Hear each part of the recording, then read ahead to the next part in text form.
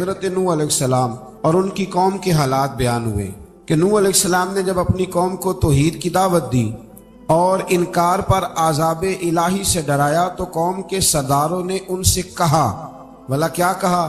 کہنے لگے آپ تو ہم جیسے بشر ہیں، تو ہماری طرح ہی ہیں آپ، اور آپ کے پیروکار پسماندہ یعنی غریب لوگ ہیں اور کم عقل لوگ ہیں۔ ہماری رائے میں آپ کو معاذ اللہ ہم پر کوئی فضیلت حاصل نہیں، بلکہ معاذ اللہ ثم معاذ اللہ۔ کہنے لگے آپ تو جھوٹے ہیں، اللہ کے نبی کو کہہ رہے ہیں معاذ اللہ، استغفر اللہ۔ نوح علیہ السلام نے جواب دیا کہ میں اپنے رب کی جانب سے واضح دلیل رکھتا ہوں اور اس نے مجھے رحمت سے نوازا ہے، لیکن تم میرے مقام کو سمجھنے کی صلاحیت نہیں رکھتے، تم اتنی صلاحیت رکھتے نہیں ہو۔ اور پھر ارشاد فرمایا کہ میں تم سے دعوت حق کے صلے میں کسی اجر کا طلبگار نہیں ہوں، اور نہ ہی میں اہل ایمان کو اپنے پاس سے دھتکارنے والا ہوں، اور میں نے یہ دعویٰ بھی نہیں کیا کہ میرے پاس اللہ کے خزانے ہیں، اور نہ میں از خود غیب جاننے والا ہوں، اور نہ ہی میں یہ کہتا ہوں کہ میں فرشتہ ہوں، نہ میں یہ کہتا ہوں کہ جن لوگوں کو تم اپنی نظروں میں حقیر جانتے ہو اللہ انہیں خیر سے نہیں نوازے گا۔ فرمایا یہ ٹھیک ہے کہ اللہ بشروں میں سے رسول بناتا ہے، پر جسے بناتا ہے پھر اسے بڑی شانیں عطا فرماتا ہے۔ پہلے دن سے انسان کا یہ مسئلہ ہے، پہلے دن سے انسان کا یہ مسئلہ ہے کہ وہ کہتا ہے میں انسان سے ہدایت حاصل کروں، لیکن رب نے بھی قانون بنایا ہے کہ اللہ تبارک و تعالیٰ بندے پر ہی وہی فرماتا ہے، فرشتوں اور جنوں کو اللہ نے اس منصب کے لیے منتخب نہیں فرمایا۔ قوم نوح نے کہا کہ آپ نے ہم سے بہت بحث کی معاذ اللہ، بس جس عذاب سے آپ ہمیں ڈرا رہے ہیں وہ لے آئیے۔ تو نوح علیہ السلام نے کہا کہ اللہ چاہے گا تو تم پر عذاب بھی آ جائے گا۔ آیت نمبر 37 سے 47 میں بتایا کہ اللہ تعالیٰ کی طرف سے نوح علیہ السلام کو حکم ہوا کہ ہماری نگرانی میں اور ہماری وحی کے مطابق آپ کشتی بنائیے، اور ظالموں کے بارے میں ہم سے کوئی بات نہ کریں۔ حضرت نوح کی خواہش تھی کہ یا اللہ انہیں بھی معاف کر دیں، فرمایا یہ ظالم ہے تو میرے نبی ان کے بارے میں مجھ سے کوئی بات نہ کریں، وہ ضرور غرق ہو جائیں گے۔ پھر وہ کشتی بنانے لگے، اور جب ان کی قوم کے سردار ان کے پاس سے گزرتے تو ان کا مذاق اڑاتے۔ یہ آپ کیا کر رہے ہیں؟ آج بھی وزیر مشیر بڑے بڑے لوگ اللہ ماشاءاللہ دینداروں کا مذاق اڑاتے نہیں؟ اڑاتے ہیں کہ نہیں اڑاتے مذاق؟ یہ کن کا طریقہ ہے؟ یہ تو قرآن مجید کہہ رہا ہے کہ حضرت نوح کی قوم جو کافر تھی ان کا طریقہ ہے اہل ایمان کا مذاق اڑانا۔ تو وہ مذاق اڑانے لگے۔ نوح علیہ السلام نے کہا کہ وہ وقت آنے والا ہے کہ جب تمہارا مذاق اڑایا جائے گا اور تمہیں پتہ چل جائے گا کہ رسوا کن عذاب کس پر آئے گا۔ اللہ تعالیٰ نے فرمایا جب ہمارا حکم عذاب آ پہنچا اور تندور ابلنے لگا، تندور سے آگ نکلا کرتی ہے، پانی نہیں نکلا کرتا، اور نوح علیہ السلام کی قوم پر جب عذاب آیا تو پانی تندور سے نکلا، تندور سے اللہ نے پانی نکالا، جہاں سے پانی نکلا نہیں کرتا، تندور ابلنے لگا۔ اللہ اکبر۔ تو اللہ تبارک و تعالیٰ نے فرمایا تو ہم نے نوح علیہ السلام سے کہا کہ آپ خود اور اپنے گھر والوں کے ساتھ اس کشتی میں سوار ہو جائیں، اور اہل ایمان کو بھی سوار کر لیں، اور ہر چیز کے جوڑے یعنی نر اور مادہ کو سوار کر لیں، اور ان کے ساتھ ایمان والے بہت کام تھے۔ حضرت نوح علیہ السلام دعائیں پڑھتے ہوئے سوار ہو گئے۔ پھر کیا ہوا؟ کشتی انہیں پہاڑوں جیسی موجوں میں لے جا رہی تھی کہ نوح علیہ السلام الگ کھڑے ہوئے اپنے بیٹے سے فرمانے لگے یا بیٹے ہمارے ساتھ کشتی میں سوار ہو جا اور کافروں کے ساتھ نہ رہو۔ اس نے یعنی نوح علیہ السلام کے بیٹے نے کہا کہ میں آپ کے ساتھ نہیں بیٹھوں گا، ابھی کوئی پہاڑ آئے گا تو میں پہاڑ کی پناہ لے لوں گا۔ اگر کسی نیک آدمی کا بیٹا کبھی غلط نکل آئے تو اس کا مطلب یہ نہیں کہ اس نے تربیت ٹھیک نہیں کی، ہاں یہ اعتراض چھوڑ دیں، اس لیے کہ نوح علیہ السلام کا بیٹا کافر ہو گیا۔ اور جب سیلاب نظر آیا تو اس سے کہا کہ آ جا سوار ہو جا، تو کہنے لگا میں نہیں بیٹھوں گا، میں تو کسی پہاڑ کی پناہ لے لوں گا اور میں اس کے اندر چھپ جاؤں گا اور وہ پہاڑ مجھے پانی سے بچا لے گا۔ نوح علیہ السلام نے کہا آج اللہ کے حکم کے سوا کوئی بچانے والا نہیں ہے سوائے اس کے جس پر اللہ رحم فرمائے۔ پھر ان دونوں کے درمیان موج حائل ہو گئی، ایسے ایک موج اٹھی اور حضرت نوح کا بیٹا ڈوب گیا۔ اور جب حضرت نوح کا بیٹا ڈوبا اللہ کی طرف سے حکم ہوا اے زمین اپنا پانی نگل لے، اے آسمان تھم جا، پانی خوش ہو گیا، اللہ کا فیصلہ نافذ ہو گیا اور کشتی کوہ جودی پر ٹھہر گئی۔ نوح علیہ السلام نے اللہ سے التجا کی کیا میرے پروردگار میرا بیٹا اور میرے اہل سے ہے اور تیرا وعدہ سچا ہے کہ تم میرے اہل کو بچا لے گا۔ اللہ نے فرمایا نوح وہ آپ کے اہل میں سے ہے ہی نہیں، وہ آپ کے اہل میں سے ہے ہی نہیں۔ اہل میں سے وہ ہوگا جو آپ کے طریقے پہ چلے گا، جو طریقے پہ نہ چلے وہ نسل میں سے ہے ہی نہیں, وہ ختم ہو گئی بات. اللہ اکبر. اس کے اعمال ٹھیک نہیں, جس بات کی حقیقت کا آپ کو معلوم نہ ہو اس کے بارے میں سوال نہ کرے. تو نوح علیہ السلام نے اللہ تعالیٰ سے اپنی اس اجتہادی خطا پر مغفرت اور رحم کی دعا کی. پھر طوفان نوح تھم جانے کے بعد وہ سلامتی کے ساتھ اتر گئے. اجتہادی خطا, میں نے ایک لفظ بولا ہے, یہ اجتہادی خطا کا مطلب یہ ہے کہ بعض اوقات انبیاء سے ایسی باتیں سرزد ہو جاتی ہیں کہ جو تعلیم امت کے لیے ضروری ہوتی ہیں, تاکہ لوگوں کو پتہ چل جائے کہ اللہ کی بارگاہ میں توبہ کیسے کرنی ہے. اگر وہ لوگ توبہ نہ کرتے تو ہمیں توبہ کے طریقے سمجھ میں, یعنی ان سے اجتہادی خطا ہو گئی, کہنے میں کرنے میں کوئی ایسی بات ہو گئی جو بظاہر اللہ تعالیٰ کی رضا والی, تو فوراً معافی مانگ لیتے تھے. لیکن اب امتی اٹھ کے کہے کہ نبی گناہ گار ہے معاذ اللہ. حضرت آدم نے دعا مانگی تھی نا, ربنا ظلمنا انفسنا, اے اللہ ہم نے اپنی جانوں پر ظلم کیا. انہوں نے کہا تھا تو اگر کوئی بندہ حضرت آدم کو ظالم کہے گا تو کافر ہو جائے گا. تو اگر وہ کہے کہ وہ تو خود کہہ رہے ہیں, ایک بندہ اڑ جاتا ہے, کہتے ہیں تو خود کہہ رہے ربنا ظلمنا, تو خدا کے بندے وہ اللہ کے نبی ہیں, وہ رب سے کہہ رہے ہیں, وہ عاجزی کے طور پر کہہ رہے ہیں. کچھ لوگ اڑ جاتے کہتے ہیں خود حضور نے کہا ہے جی انا بشر مثلکم, میں تمہاری طرح کا بشر ہوں, خود نبی پاک نے کہا ہے.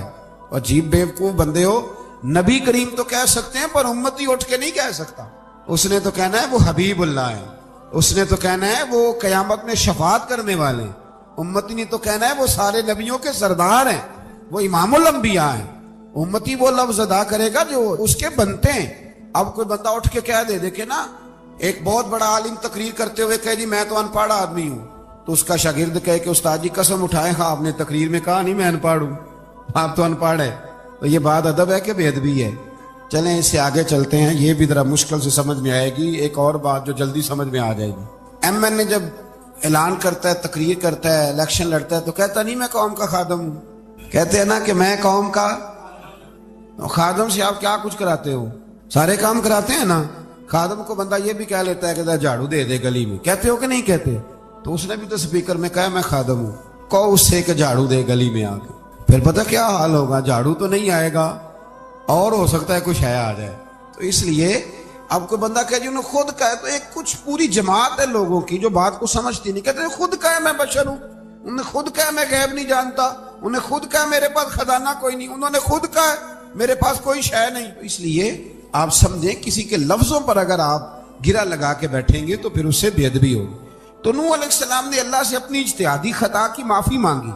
اب حضرت نوح کو کوئی خطا کار کہے گا تو بہت بڑا مجرم بن جائے گا, اس لیے کہ وہ اللہ کے نبی ہیں. آیت نمبر 50 میں قوم عاد کا ذکر ہے, اور ان کی طرف دعوت توحید دینے کے لیے اللہ تعالیٰ نے حضرت ہود علیہ السلام کو بھیجا. ہود علیہ السلام نے قوم سے کہا کہ میں تم سے کسی چیز کا اجر طلب نہیں کروں گا, میرا اجر میرے اللہ کی بارگاہ میں ہے, پاس تم اپنے رب سے بخشش مانگو, پھر اس کی بارگاہ میں توبہ کرو, اللہ تعالیٰ تم پر موسلا دار بارش برسائے گا اور تمہاری قوت میں اضافہ فرمائے گا. قوم عاد نے دعوت حق کو رد کیا اور ایمان نہ لائے, بلکہ ہود علیہ السلام پر طنز کیا. وہ کہنے لگے کہ ہمارے تو معبودوں نے, ہمارے بتوں نے معاذ اللہ آپ کو پاگل بنا دیا ہے, آپ کو مجنون بنا دیا ہے. الٹا حضرت ہود کو کہنے لگے اس لیے آپ ایسی باتیں کرتے ہیں. ہود علیہ السلام نے کہا میں اللہ کو گواہ بناتا ہوں اور تم بھی گواہ رہنا کہ میں تمہارے شرک سے بری ہوں, اور میں اللہ پر توکل کرتا ہوں, اور میں نے رسالت کا حق ادا کر دیا ہے. آیت نمبر 58 میں اللہ تعالیٰ نے فرمایا جب ہمارے عذاب کا وقت آ گیا تو ہم نے اپنی رحمت سے ہود اور ان کے ساتھ مومنوں کو نجات عطا کی. قوم عاد نے اللہ کی نشانیاں اور رسولوں کو جھٹلایا اور دنیا اور آخرت میں لعنت کے حقدار ہوئے. آیت نمبر 61 میں پھر سے حضرت صالح علیہ السلام اور ان کی قوم سمود کے حالات کو بیان کیا گیا.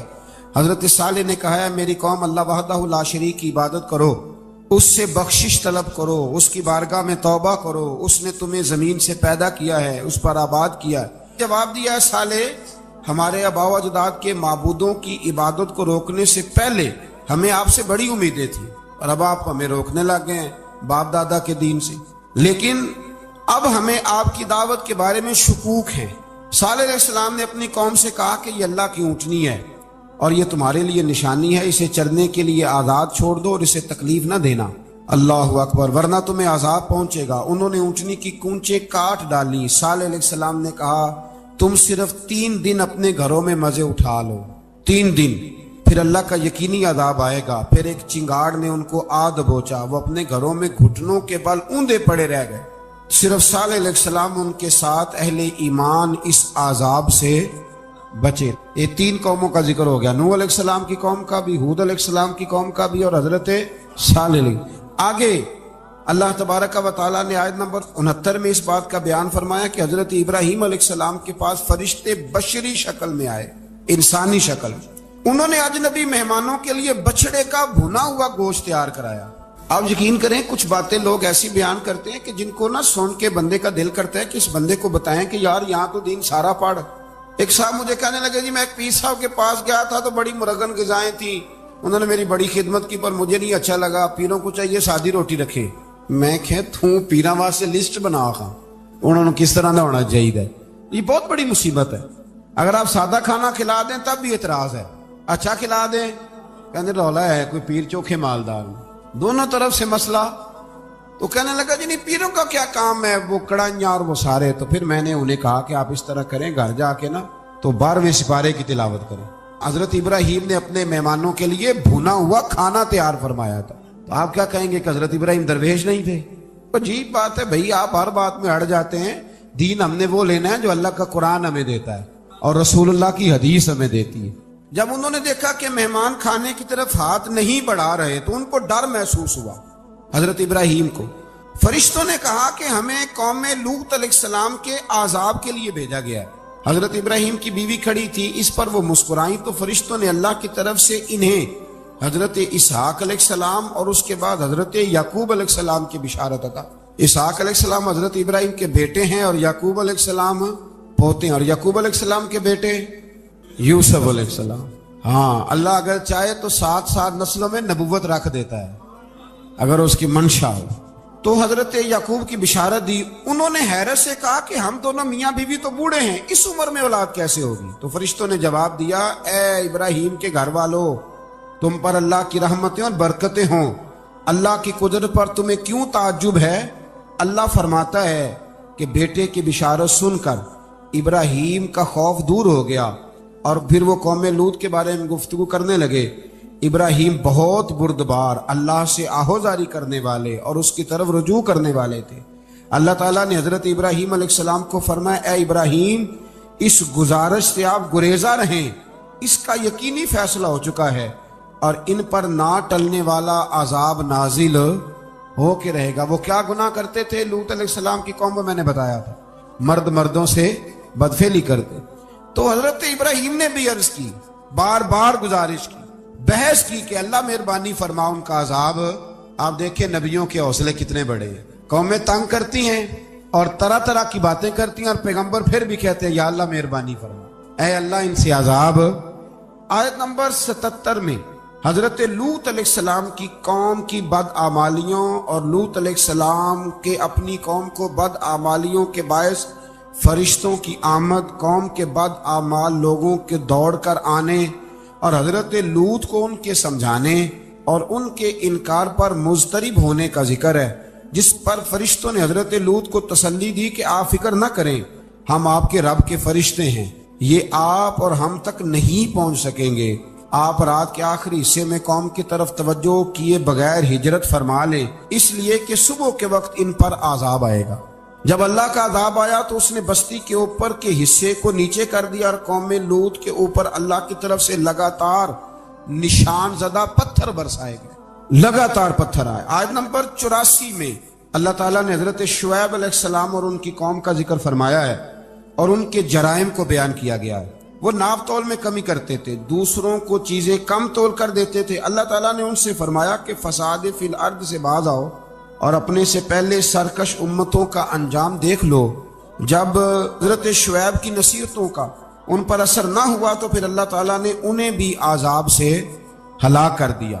آیت نمبر 94 میں فرمایا کہ جب ہمارا عذاب آیا تو ہم نے اپنی رحمت سے حضرت شعیب اور ان پر ایمان لانے والوں کو بچا لیا اور ظالموں کو ایک زبردست چنگاڑ نے پکڑ لیا تو صبح وہ اپنے گھروں میں اوندے منہ پڑے تھے، گویا وہ کبھی وہاں آباد تھے ہی نہیں۔ آیت نمبر 96 میں حضرت موسیٰ علیہ السلام کو عطا کیے جانے والے 9 معجزات کا ذکر ہے۔ پھر فرعون اور اس کے پیروکاروں کے باطل روش کے باعث ان کی ہلاکت کا بھی ذکر فرمایا۔ اور دنیا اور آخرت میں انہیں ملعون یعنی ان میں سے بعض کے آثار موجود ہیں اور بعض کے آثار تک معدوم ہو چکے. ان میں سے ہر بستی والے اپنے ظلم کے باعث ہی ہلاک ہوئے. اللہ تعالیٰ کسی پر ظلم نہیں فرماتا. لوگ خود اپنی جانوں پر ظلم کرتے ہیں. جو شخص عذاب آخرت سے ڈرتا ہے اس کے لیے اس میں نشانیاں موجود ہیں. آیت نمبر 106 سے اللہ تعالیٰ نے انجام کے اعتبار سے لوگوں کی دو قسمیں بیان کی. دو قسمیں فرمایا، ایک ہیں سعادت مند لوگ اور دوسرے ہیں بدبخت.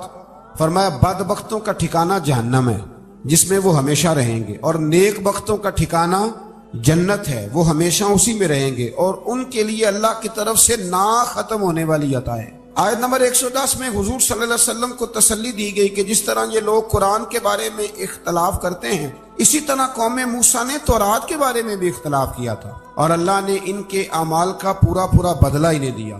آیت نمبر 112 سے سرکشی کو چھوڑ کر احکامات دین پر استقامت اختیار کرنے اور ظالموں کے ساتھ میل جول رکھنے سے بچنے کا حکم دیا گیا ہے، اور فرمایا کہ ظالموں سے میل جول کا انجام دوزخ کی آگ ہے.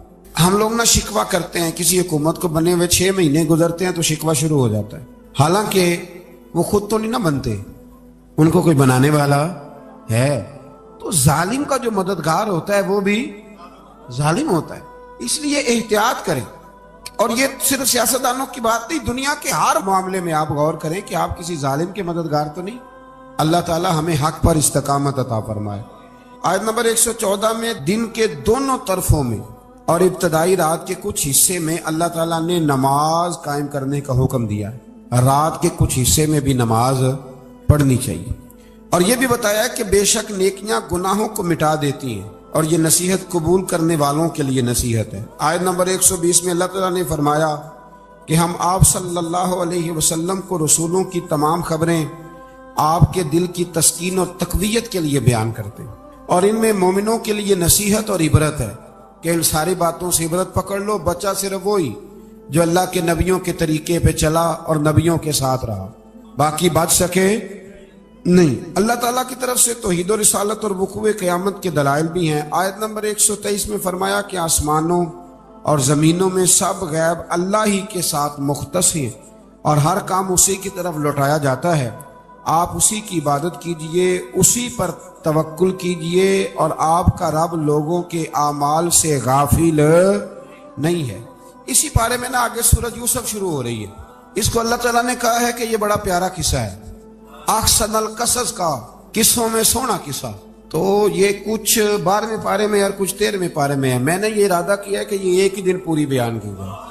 مزید اللہ تعالیٰ نے فرمایا کہ تخلیق کائنات کا مقصد انسان کے خیر و شر کی آزمائش ہے. اس کے بعد کافروں کے حیات بعد الموت کو سحر قرار دینا. وہ کہتے تھے یہ جادو ہے، تو جادو قرار دینے اور ان کی سرکشی کا بیان ہے کہ عذاب میں تاخیر کو احسان شمار کرنے کی بجائے مسلمانوں کو تانے دیتے ہیں کہ عذاب کو کس چیز نے روک رکھا ہے. آگے چل کے انسان کی خود غرضی کو بیان کیا اللہ تعالیٰ. فرمایا کہ اللہ تعالیٰ کسی انسان کو کوئی نعمت عطا کرتا ہے تو وہ اس پر شکر گزار نہیں ہوتا، لیکن اگر نعمت چھن جانے پر تو پھر نا امید اور ناشکرا ہو جاتا ہے. ملی تھی تو پھر اس نے شکر ادا، چلی گئی تو بڑے شکوے کر رہا ہے. اسی طرح اگر مصیبت کے بعد کوئی نعمت ملے تو انسان اتراتا ہے، شیخی بھی کارتا ہے. البتہ جو ہر حال میں صابر شاکر رہے اور عمل صالح کرے تو ان کے لیے بخشش ہے اور بڑا اجر ہے.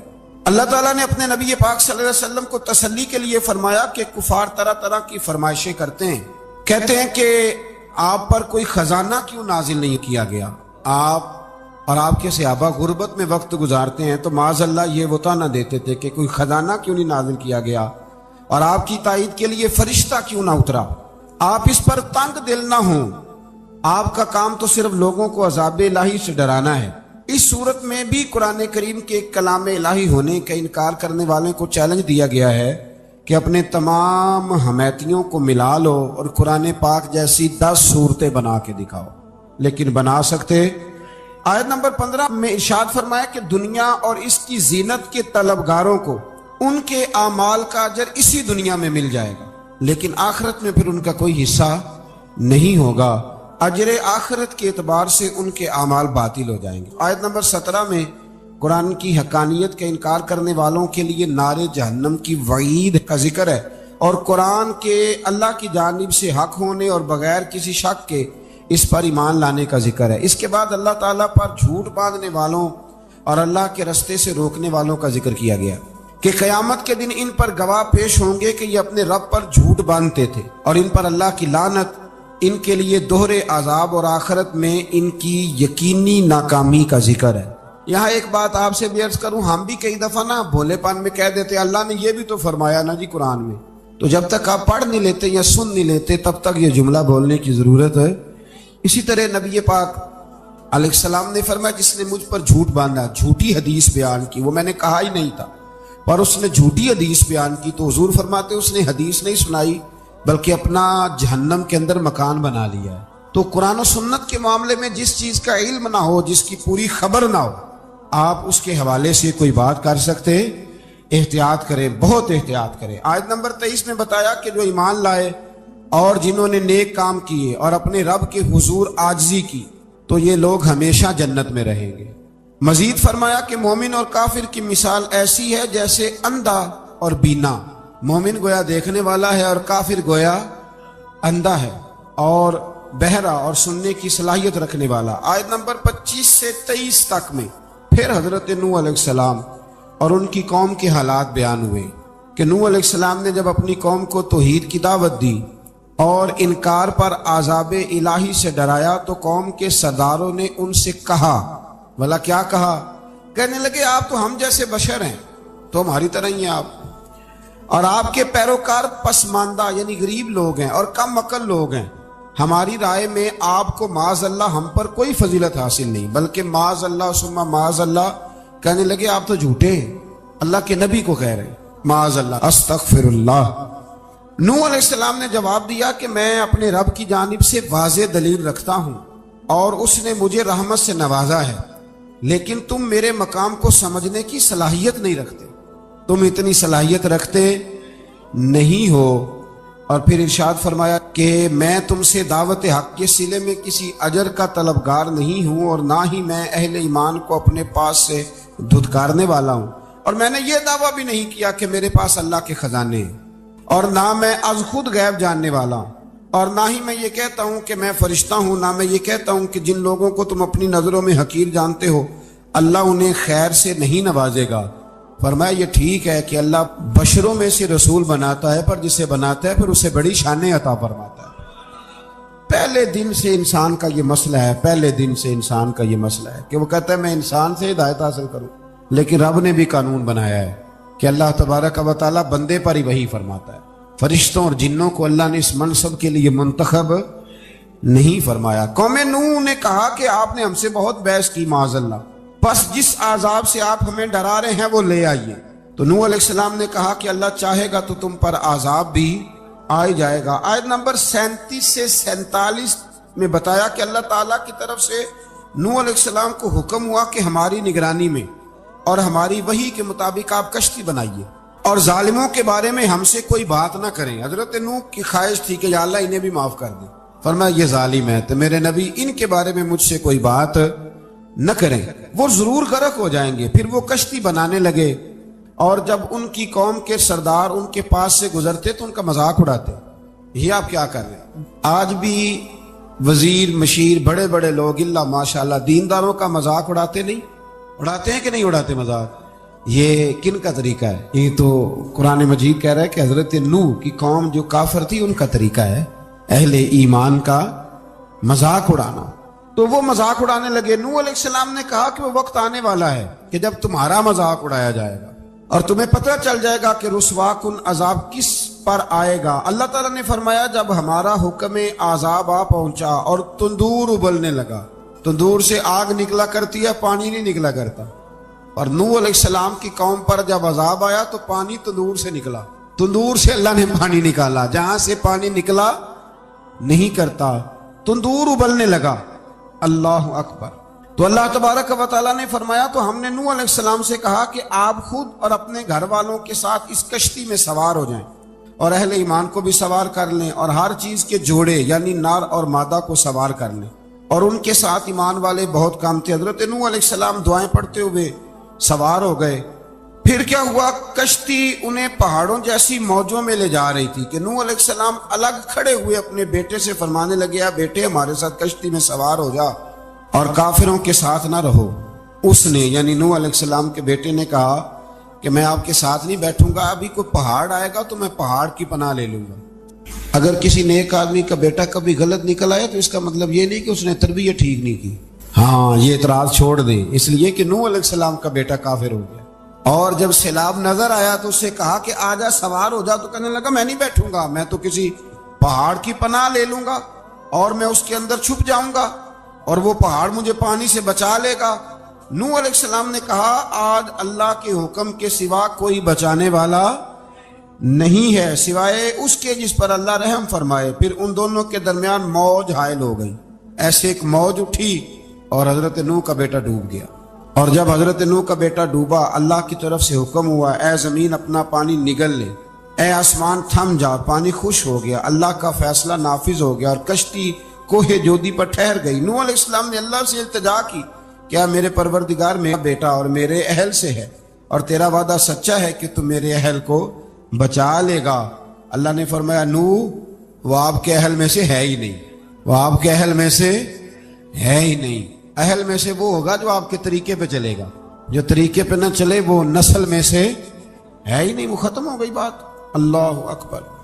اس کے اعمال ٹھیک نہیں، جس بات کی حقیقت کا آپ کو معلوم نہ ہو اس کے بارے میں سوال نہ کرے۔ تو نوح علیہ السلام نے اللہ تعالیٰ سے اپنی اس اجتہادی خطا پر مغفرت اور رحم کی دعا کی۔ پھر طوفان نوح تھم جانے کے بعد وہ سلامتی کے ساتھ اتر گئے۔